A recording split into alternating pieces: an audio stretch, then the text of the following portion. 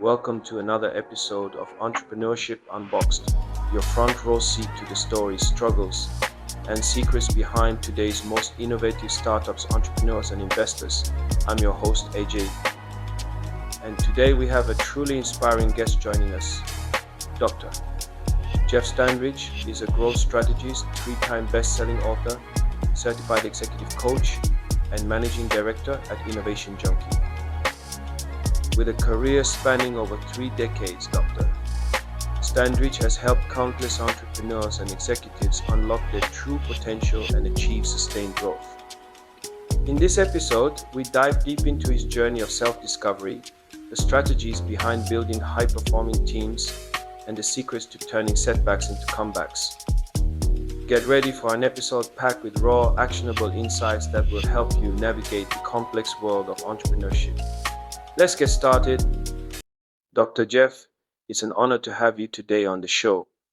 Your insights on the compound effect and the importance of finding your why will really resonate with our audience.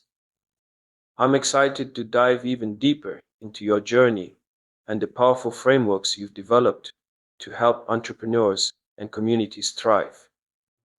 Great to be here, AJ. Thanks for having me. Dr. Jeff, give us the 60-second backstory on Innovation Junkie. How'd you get the idea and what was your career before taking the entrepreneurial leap?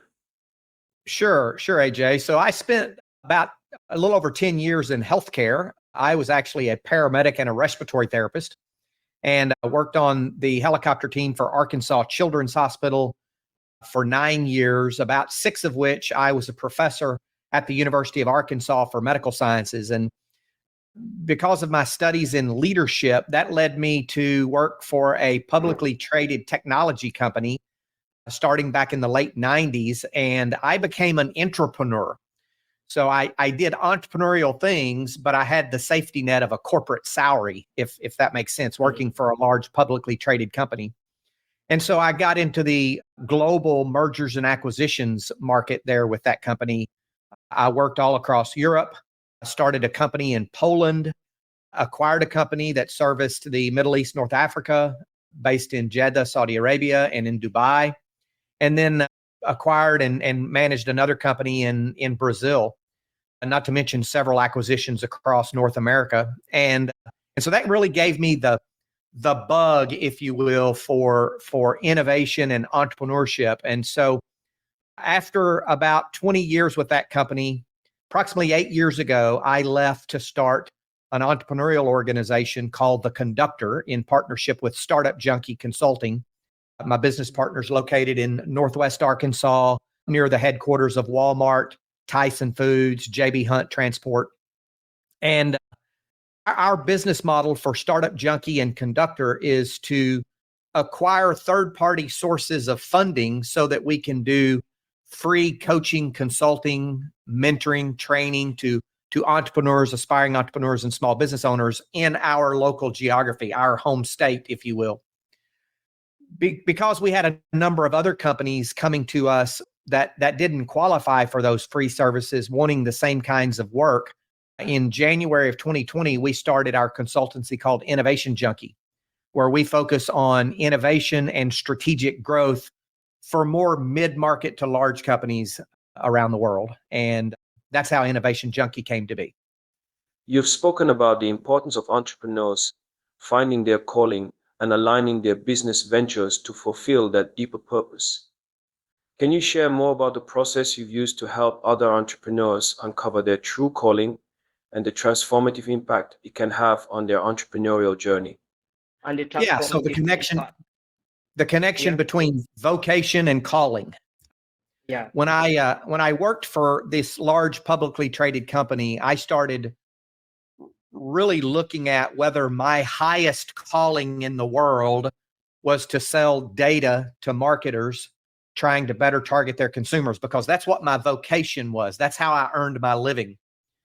And I was running an organization that was just shy of about $100 million with about 500 people reporting into me in multiple countries around the world. And I started asking or exploring where did I get my energy in performing my work?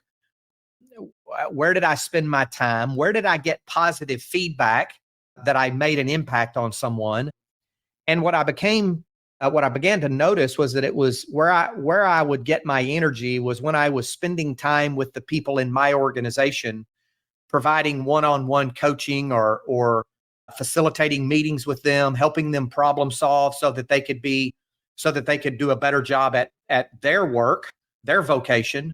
Or many times it was leadership, helping them be better leaders, helping them grow their careers, sometimes helping them manage their personal finances or giving them some tips and tricks on parenting and things that were not related to work, but certainly had an impact on work. And so and then I would look on, when I would do some of the workshops on leadership or team building outside of my employer, or I would speak in my local church or wherever, the feedback that I would get there. And so I came to embrace this concept that I had a specific set of skills, a calling, if you will, to inspire people to better ways of living and working, to create new insights, or to provoke people, if you will, to better ways of living and working.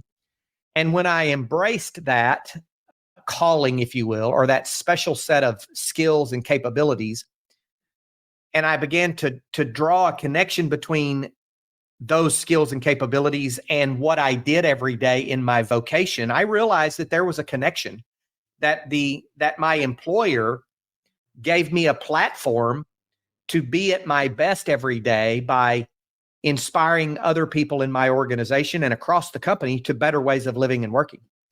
And when I realized that there was a connection between my vocation and my specific gifts or my calling, I went to work with a different attitude every day. So I believe that everyone has a calling. For some people, their vocation is their calling. So I had a father-in-law, my wife's father, who was a pastor. My son-in-law is a physician. My wife and my two daughters are nurses.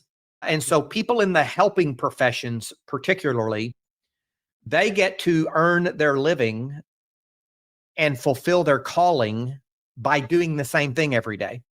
And that wasn't me. I had to understand the connection between my calling. So for some people, their vocation is their calling.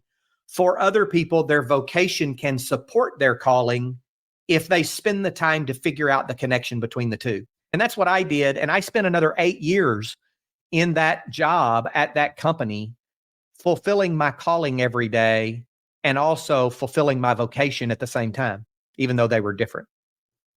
As an experienced leader and innovator, you've emphasized a delicate balance between driving results and nurturing strong relationships.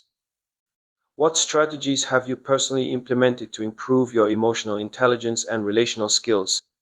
And how have you guided the entrepreneurs you work with to achieve that balance?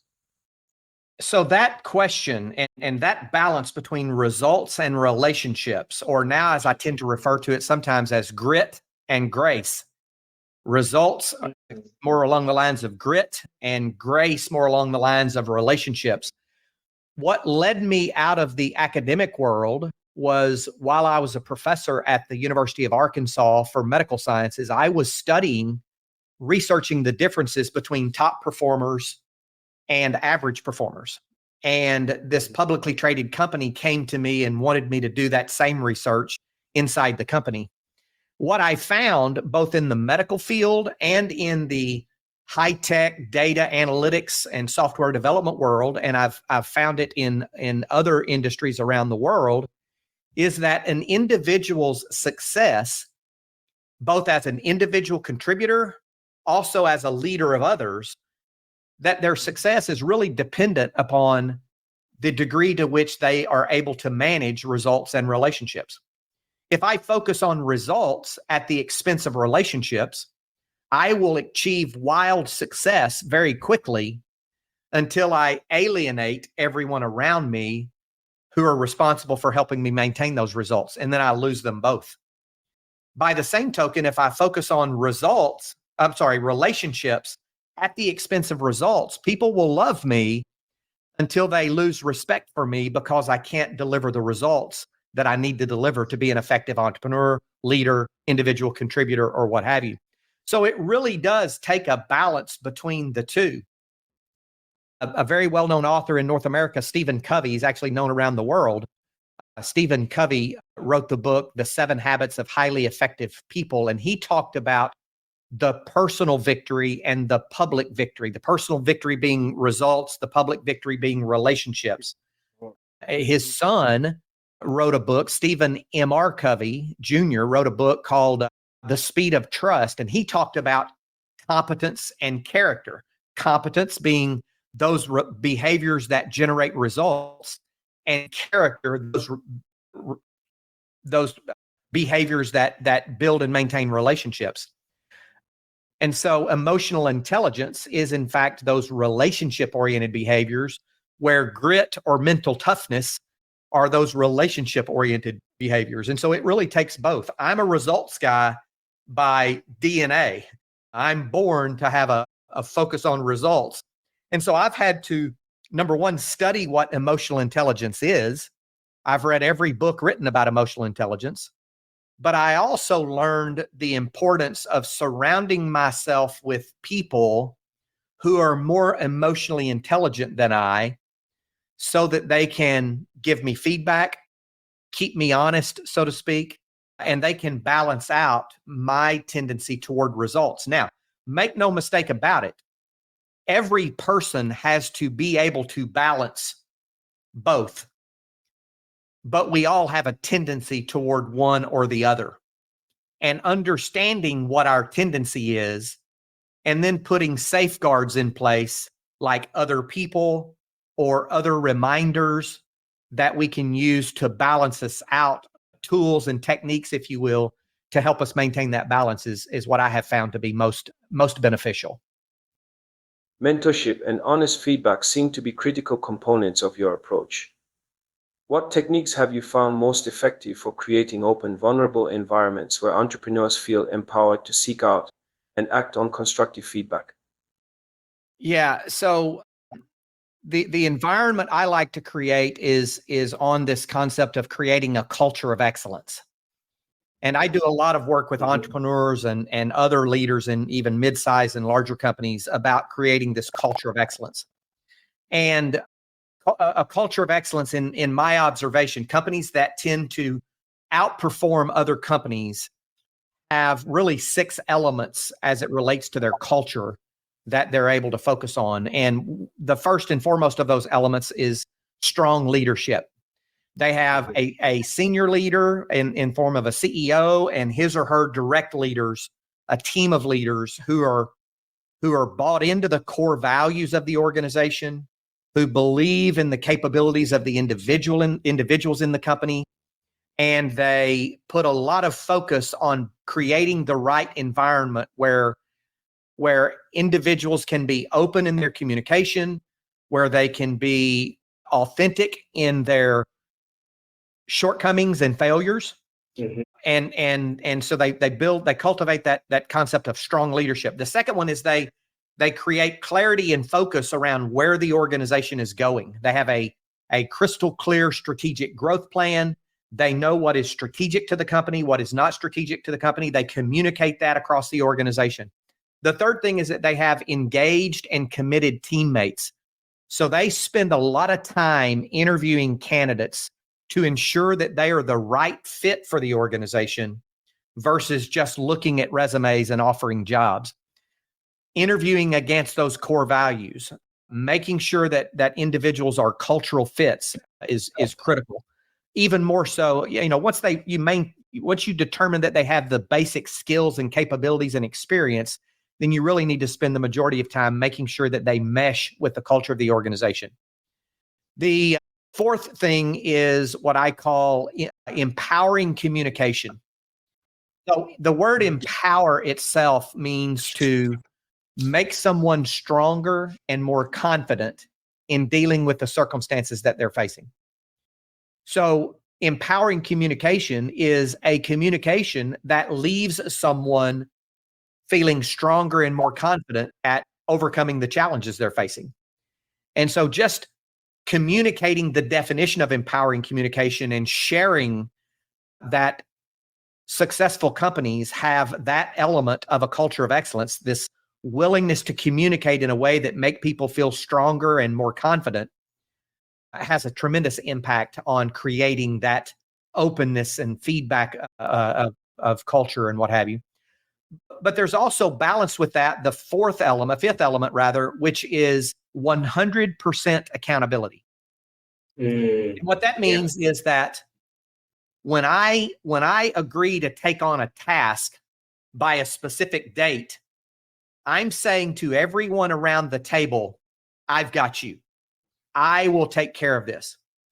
What 100% accountability looks like is the very first moment that something happens that's unplanned, that could potentially distract me from delivering that which I've said, or could jeopardize my word, if you will.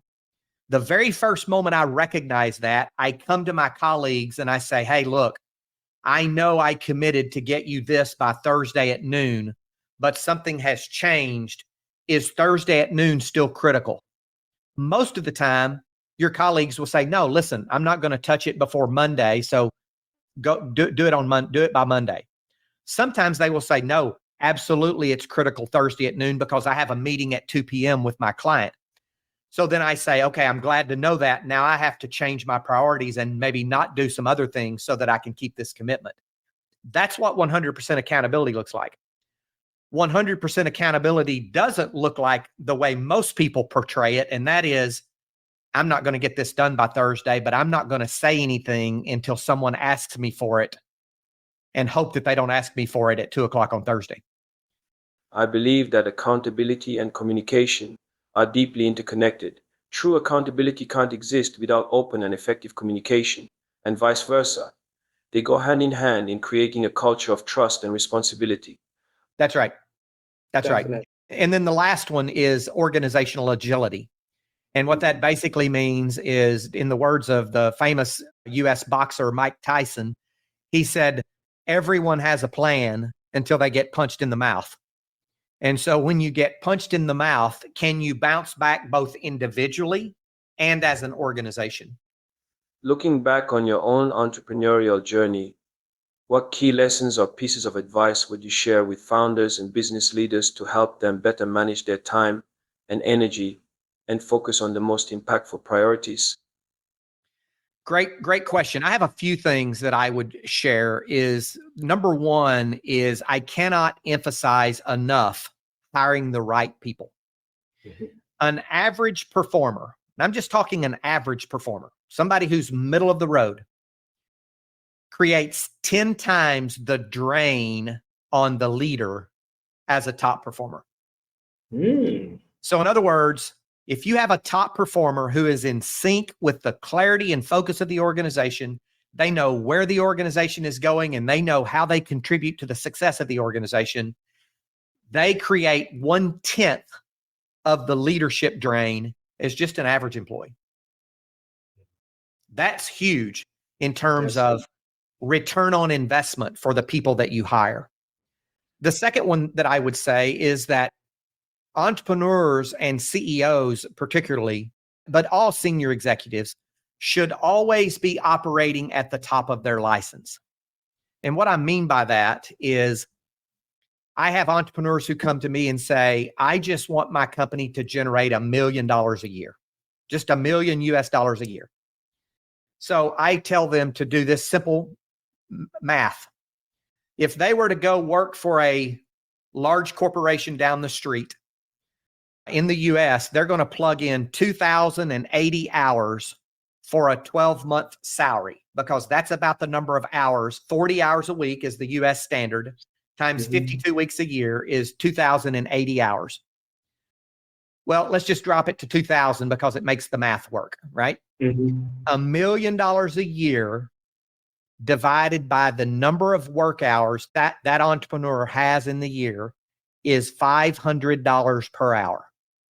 That entrepreneur's time is worth $500 per hour to his or her company. And so then I have them actually track their time for 2 weeks and look at where they're spending their time in 30-minute increments throughout 2 full weeks and then begin to categorize it and look at how much time they're spending doing $10 or $12 or $15 an hour tasks.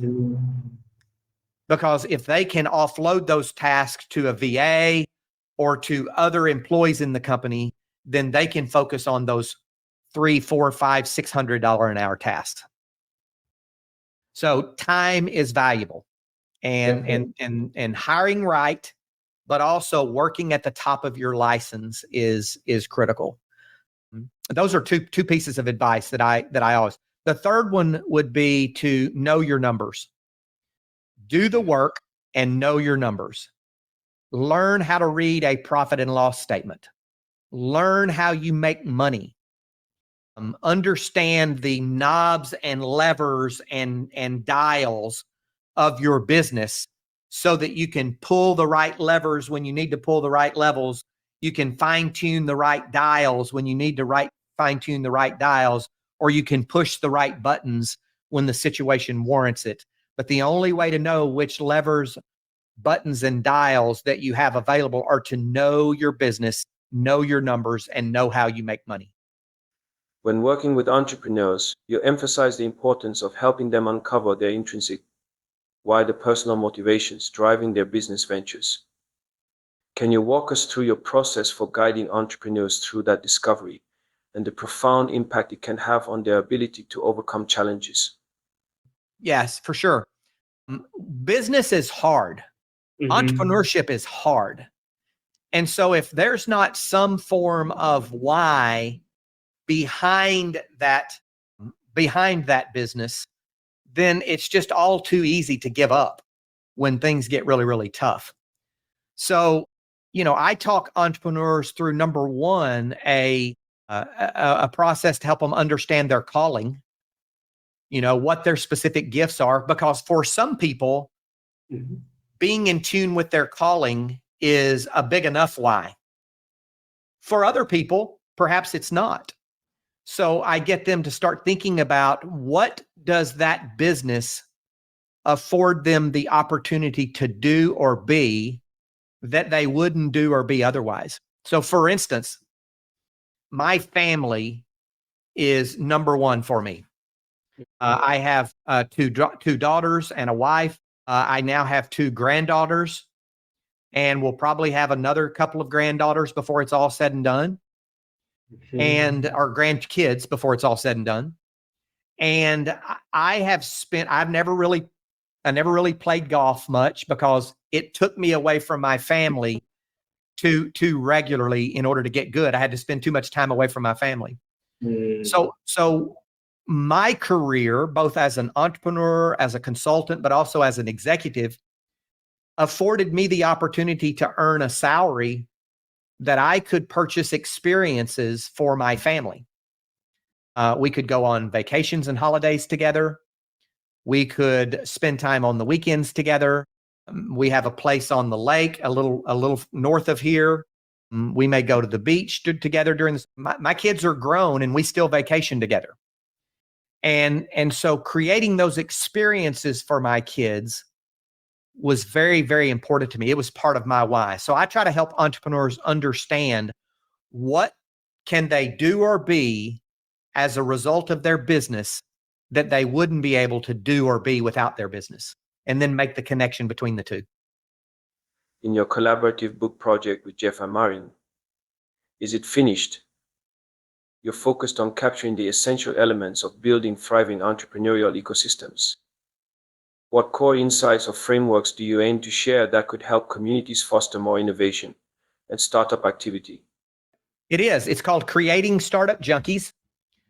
Building sustainable venture ecosystems in unexpected places. And so Creating Startup Junkies basically is a book that is for both entrepreneurs and for people who want to impact the ecosystem of entrepreneurs within their local geography. And so what we do in the book is we talk about what are some of the unexpected places where entrepreneurship has thrives, and what are some of the common elements of those places.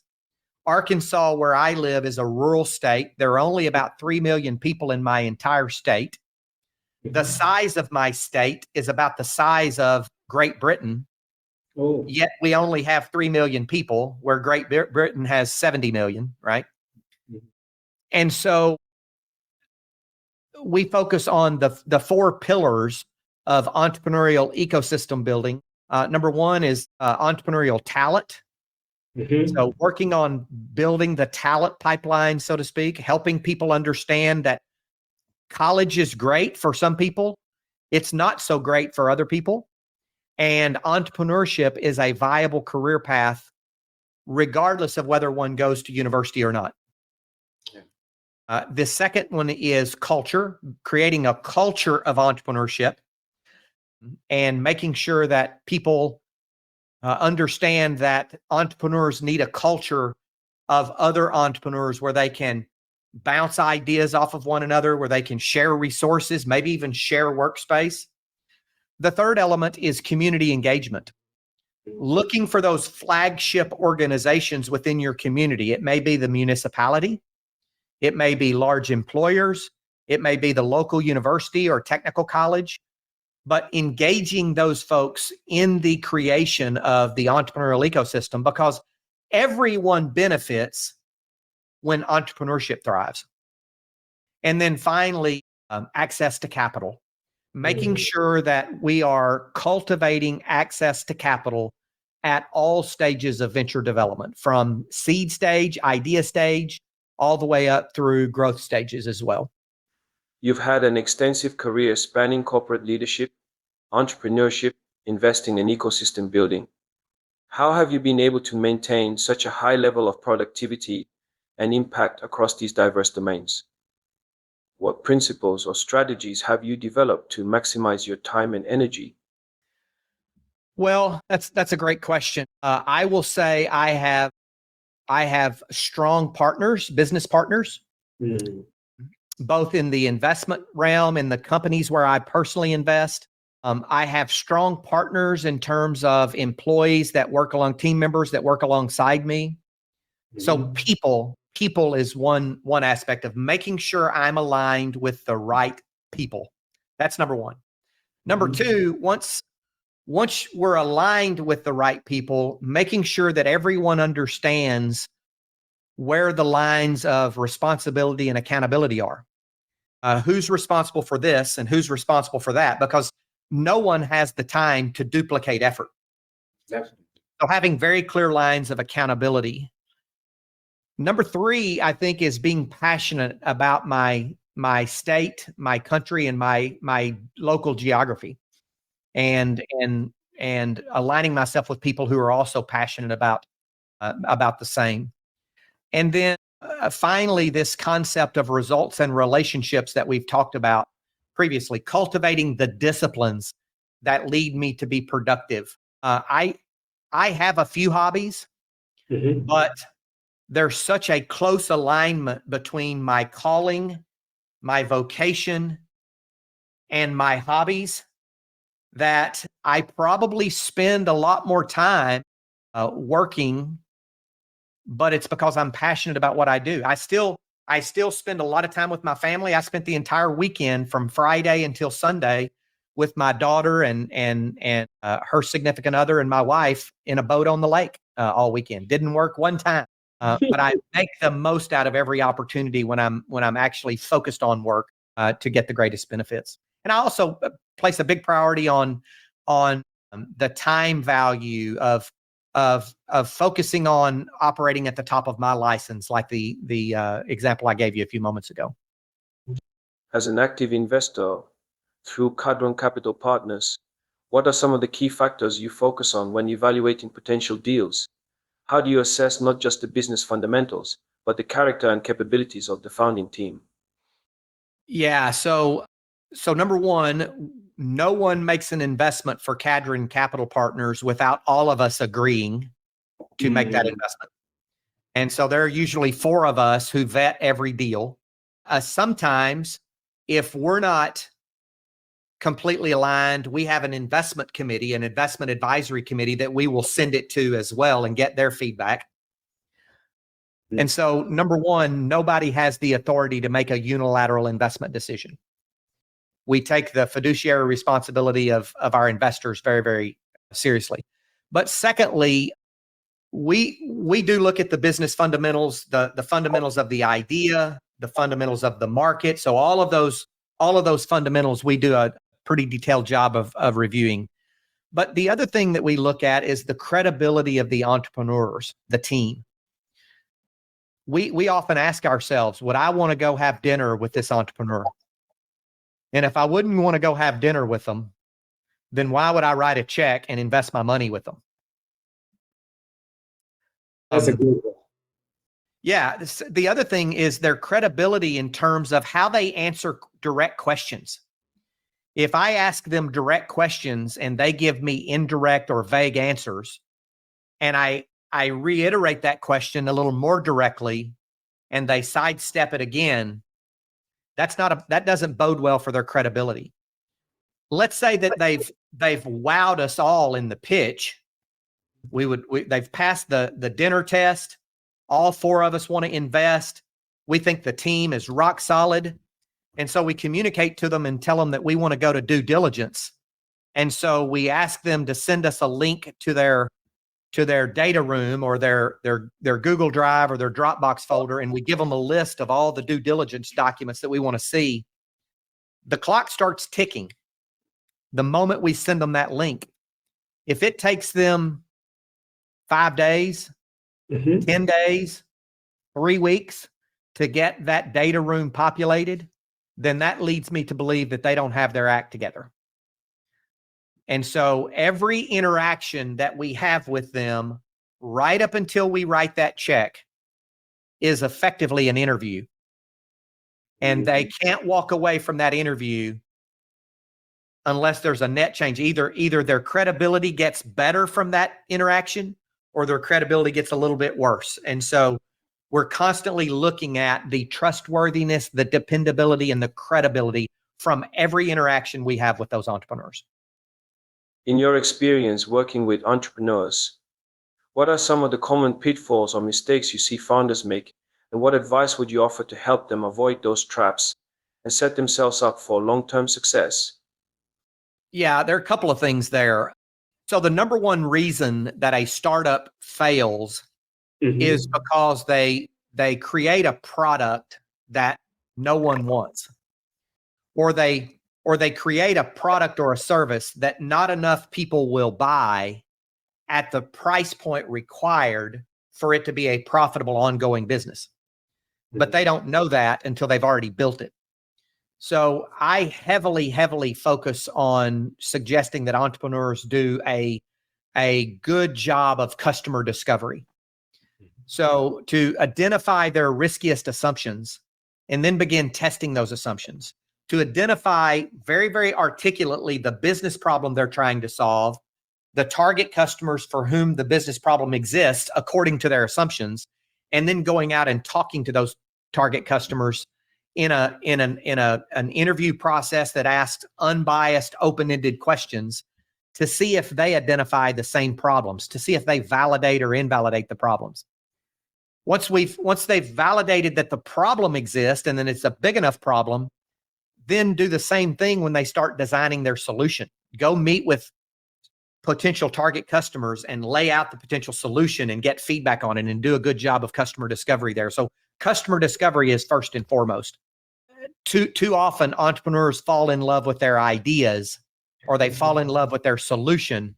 And to use the words of Ash Maurya, the author of Running Lean, they need to fall in love with the problem that they're solving. Secondly, if they are a good creative CEO, kind of an idea guy, maybe a lead sales guy, and they come up with the idea and they're the CEO, and it's a software solution or some kind of a database product or maybe an AI product, some kind of technology product. I have seen entrepreneurs try to also be their chief technology officer. And so instead of bringing in a chief technology officer and giving them a little bit of equity, they try to be that chief technology officer themselves when they really don't have the knowledge or skills to do it. And they try to build that software using offshore talent with no expert in between them. And they they end up spending 2, 3, 4 times the amount of money that they would have spent had they brought in a top-notch chief technology officer and gave them a little bit of equity and put them over the actual solution development. But by the same token, I've seen a person who is a technologist by background also try to be the CEO of the company, or when they really need to be either the chief technology officer or the chief scientific officer, and bring in a potential CEO who can recruit investors, who can recruit customers, and who can really run the organization. And so if you are one or the other, it would be much, much better for you to find a colleague or two who can be co-founders with you, and then divide up those responsibilities based upon experience, capabilities, and goodness of fit, if you will. Absolutely, I resonate with that completely. Recently, I launched a startup called Local, which is set to revolutionize agricultural communication using AI-driven NLP for languages often overlooked by the world. At one of the biggest tech events in Africa, I had the opportunity to connect and engage with potential customers for our product. Although I have a strong background in the technologies we're using, I reached out to a good friend with the expertise I needed and invited him to join as a co-founder. This allows him to focus on product development while I pitch the product and secure investments. It's crucial to emphasize that trying to do everything can build a great business, but it doesn't make for an effective CEO. Yep, I agree with you completely. The venture capital landscape, especially in the flyover states, has evolved significantly during your career. How have you adapted your approach to sourcing, evaluating, and supporting startups outside of the traditional hubs? What unique opportunities and challenges do you see in these emerging entrepreneurial ecosystems? Yeah, so we don't invest in any companies that we don't think that we can help through our skills, our experience, or our network. And so one of the things that we look at, because we are both entrepreneurial support organizations and a venture capital group, we end up investing in a lot of companies because we think we can help them. Either we have the expertise. For instance, I've got healthcare and data analytics. My business partner and co-founder is really big in the supply chain logistics. One of our other partners was a government contracting officer with the Department of Defense. So we have those areas. And then we have folks on our investment advisory committee, our limited partners, whom we think also have capabilities they can bring to the table as well. And so we really try to make sure that we are writing checks and investing in companies that we feel like that we can help grow the company, if you will. When it comes to exiting or transitioning a business, you've emphasized the importance of founders building a business, not just a job. What strategies have you implemented to help entrepreneurs create sustainable, transferable companies that can thrive beyond the founder's involvement?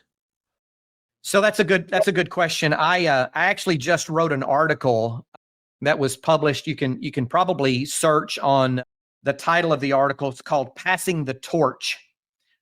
I think I saw it. You did see that article, right? You might put that in the show notes then. It's called "Passing the Torch: Preparing Your Business for a Successful Transition in Ownership." And regardless of whether you intend to sell your company or not, building a company that will last beyond your lifetime really boils down to 5 or 6 things. Number one, the people, making sure that you understand that the team that you bring on board, the way that you divvy up responsibilities among those people, that's very, very important. Number two, that you are focused on the financial health of building a profitable business, and you ensure that your business is generating cash, it's generating profits, it's got the right business fundamentals. The value proposition of your product is critical as well.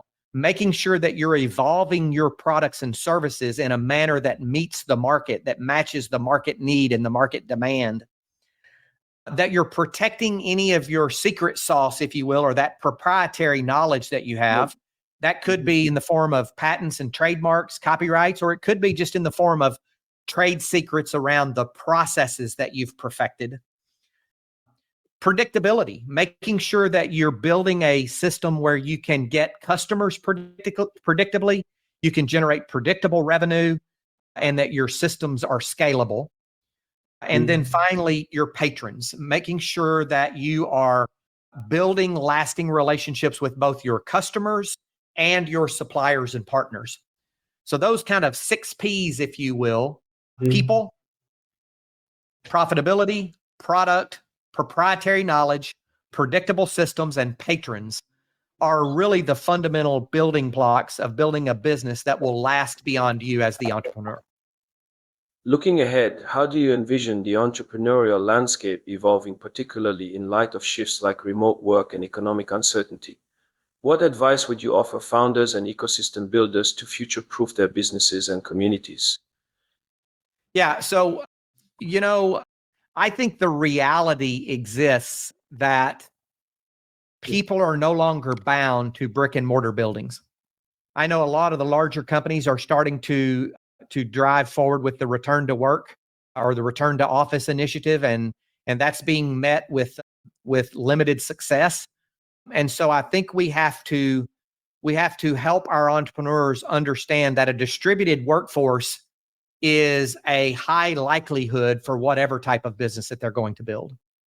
I also think the use of AI and machine learning and both generative AI and predictive AI can create a situation where the types of employees we might have hired in the past they're considerably different than the types of employees that we need to think about hiring in the future.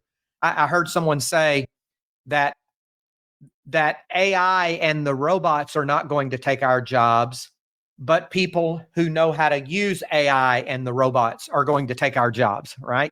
And so I'm talking about the traditional workforce. And so we have to get very, very creative in cultivating a workforce that is technologically savvy, that is not bound to a particular brick and mortar location, and that can be optimally productive working both in a team environment or in a distributed team environment, because that's just where the world's going, in my opinion.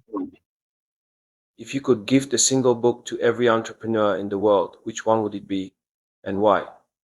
Also, can you share 1 or 2 books that profoundly shaped your entrepreneurial journey and mindset? Sure. I actually have a book on my desk over here. So this is not necessarily an entrepreneurship book. It kind of is. It would help entrepreneurs, but I believe it's also great for just anyone who wants to grow and develop and achieve more. And it's called Over the Top by Zig Ziglar. So I read this book soon after it was published. I believe it was published in the early 90s, 1994. I probably read it in 95, and this is the exact copy that I bought in 1995. So I've had the same book, and I'm reading it again for probably the 10th time. It had a profound impact on my life, just in terms of personal accomplishment, personal achievement, and defining what is important in my own life. Highly, highly recommend that.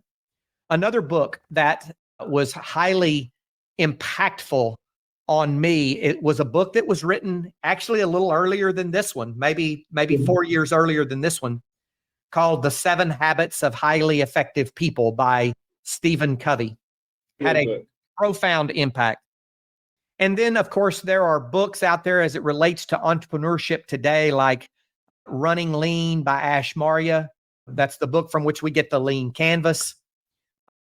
The book Scaling Up by Vern Harnish, or the book Traction by Gino Wickman. Those 2 books are very related concepts, and they're actually friends and kind of share concepts across their book. The book Good to Great by Jim Collins. Highly, highly impactful book. And then any of the books by Daniel Goleman, Goleman, having to do with emotional intelligence. Very impactful books. And then probably the greatest book of all times was written by a guy named Jeff Standridge and Jeff Amorine, called Creating Startup Junkies. Absolutely. Written by pioneers like the Jeffs. It's definitely a must read for me. The Jeffs, as they get called here locally, two men named Jeff. No, we that was a labor of love. We really enjoy putting that book in the hands of people and receiving feedback on it. So we'd love to receive any feedback from your listeners as they take a look at that. They can go to creatingstartupjunkies.com, creatingstartupjunkies.com, where they can actually access the book. Can you recall a moment when a failure, either yours or your parents, unexpectedly set the stage for future success? What is the story behind your favorite failure, and how did it become a pivotal moment in your career? I have two. I don't know that I've ever heard the word favorite failure used together. That's a unique use of words.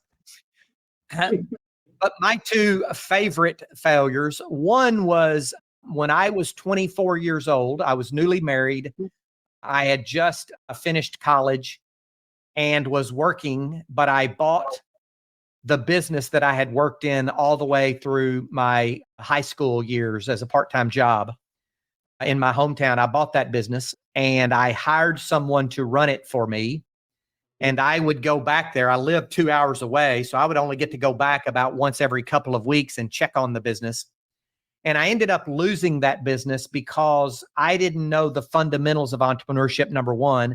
And number two, because no one will run your business like you run your business. And so because I didn't have the fundamentals of entrepreneurship, I couldn't impart those fundamentals to the gentleman that I hired to run that business. And so he failed, and as a result, I failed. And so that was a large lesson in some of the fundamentals of entrepreneurship. Number two, I hired a gentleman to work for me at a company that I was working for, this publicly traded company that I worked for, who was 15 years my senior. He had watched me grow up. We had known each other for years. And I hired him to come to work for me, and he could not be successful. He was not a cultural fit for that organization. And I didn't have the courage to terminate his employment. I moved him around and tried to make it work, but everybody in the company saw that he was not a cultural fit for our company. And I simply didn't have the courage to correct that situation. And so I ended up ultimately getting offered the opportunity to move to Europe and take on a new role there. And I left him back there in the US for someone else to have to deal with. And of course, they didn't have the emotional tie to him that I did. And so they ultimately terminated his employment. They did something that I didn't have the courage to do. And so the learning from that was never hire anyone that you can't fire. And so as a result of that experience, he never spoke to me again. And so it destroyed a friendship. And so while we all want to work with our friends and family members and colleagues, keep in mind that the moment you enter into an employer-employment relationship, the nature of that relationship changes forever. Reflecting on the past 5 years, what new belief or habit have you adopted that has significantly transformed your life and work? How has this change impacted your day-to-day actions and long-term goals? Habits mainly. I go to bed early and I get plenty of sleep at night. I try to stay in decent physical condition.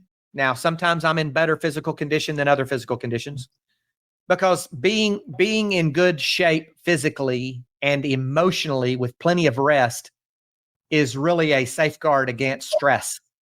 And it increases our capacity to handle stress. And entrepreneurship is stressful. Investing is stressful. Number two, I've shared some of the habits that I also have multiple people in my organization interview any new hires to make sure that they're a good fit for the organization. I don't make any unilateral decisions about whom we're going to hire. I have the team help me with that.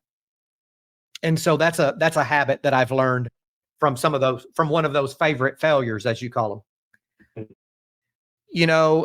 Those would be, taking care of myself and making sure that I get multiple inputs into the hiring of employees. The other thing is that I am very disciplined in my own personal finances so that my personal finances can weather the storms of a struggling business or an economic downturn. And so I decided a long time ago that if I was going to be in business, that I needed to make sure that my financial house was in order at home so that I could not go bankrupt when a business struggles, because not every business succeeds. And many times economic conditions like a pandemic could take a very good business idea and render it useless. Imagine you have the chance to put up a billboard in the heart of Times Square with a message for millions to see. What would your message be, and what do you hope people take away from it? On my 50th birthday, I walked away 8 years ago from my employment with a publicly traded company, and I decided to go out on my own and do this ecosystem building, consulting, investing kinds of work. And I made a comment at that time is what I would put on the billboard. We spend the first half of our lives making a living. We should spend the second half of our lives making a difference. Now, that's not saying that we shouldn't make a difference during the first half as well.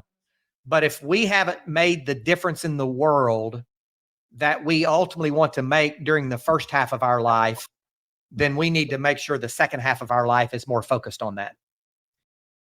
And so I'd figure out a way to capture that in a way that makes sense.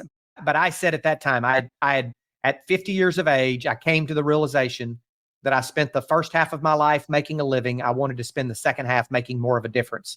And so still like, don't get me wrong, I still like making money. I mean, even Zig Ziglar said that money's not everything, but it's reasonably close to oxygen. And so, but I want to use that financial gain for more of a difference in the world. Sometimes the smallest investments make the biggest impact. What is one of the best or most worthwhile investments you've made, be it in time, money, or energy? I would say, so we just finished the graduation period where young people are graduating from high school. And I would say that I've had several of them come to me asking for career advice. And I would say that the biggest impact that I've made over the last 8 years of doing what I'm doing has come from spending time with people. It hasn't cost me anything. It has literally come from spending time. This morning, I spent time with a woman, female business owner, and her husband, helping them plan the next 3 years of their business. Yesterday, I spent time with a gentleman and his wife. He's actually employed, but he has an idea for a business, and he drove 2 hours to be here to sit down and spend 45 minutes with me. And I would say that by far and away, the investment of my time has had a greater impact on in the last 8 years than anything else I've ever done in my life. For a passionate young entrepreneur fresh out of college, ready to dive into the real world, what unconventional advice would you offer to help them stand out? Additionally, what common myths about entrepreneurship should they completely ignore? The first thing I would tell them is that there is no better time to start a business than when you're fresh out of college, because you're not used to having money anyway. You're right. It's not going to be hard though. you have nothing to risk and everything to gain, right? Okay. And so that's the common myth, And so I would say start while you're in college, start while you're out of college, right after you graduate college. That's the biggest one. Some of the myths that I would stay away from is that you have to have the best idea. The idea is only about 15% of the success. 85% of it is the execution of the idea. What bad recommendations do you hear in your professional area of expertise that you believe entrepreneurs should be wary of? Yep. So that every new business should go raise money. Every new startup should go raise money. That's not necessarily the case. That but I think bootstrapping is good for at least a period of time because it allows you to test your idea before you burn through other people's money. I think another bad recommendation is that they should just go it alone and that they don't tell anybody about your idea because someone will steal it. I hear that all the time. So those are two that I would say are probably. Dr. Jeff, as an entrepreneur, maintaining personal health and fitness can often be as crucial as managing a business. Can you share how you integrate fitness and well-being into your busy schedule? And what impact do you feel it has on your effectiveness as a leader? So where I spend most of my time is about 200 meters from my personal office. So I park here and walk back and forth a lot during the day. I go home in the evenings and I take my dog on a walk. Sometimes I cycle. I actually have some hand weights over here in my office that sometimes when I'm working, I'm doing those as well. So just trying to keep active, number one. And then number two, everyone wants to go to lunch with me or they want to take me to lunch. And I've had to pretty much just stop doing lunches because if I went to lunch, every time someone wanted to take me to lunch, I would weigh 1,000 kilos. And so I generally eat in my office. I have a little refrigerator. I bring my lunch and I eat here, and I just don't take lunch meetings because I can't control what I eat. And many times if I remain open to lunch meetings, now occasionally I will, but for the most part, my default response is let's meet a time other than lunch. Thank you, Dr. Jeff. Thank you so much. Take care. Thank you for tuning in to this episode of Entrepreneurship Unboxed. I hope you found our conversation with Dr. Jeff Standridge as enlightening and motivating as I did. Remember, the journey to entrepreneurial success is filled with challenges, but with the right strategies and mindset, you can achieve sustainable growth and make a significant impact. If you enjoyed this episode, be sure to subscribe, rate, and leave us a review on your favorite podcast platform. Share this episode with your fellow entrepreneurs and business leaders who could benefit from Dr. Standridge's invaluable insights. Until next time, keep pushing the boundaries, stay true to your purpose, and keep your entrepreneurial spirit unboxed. I'm AJ, signing off.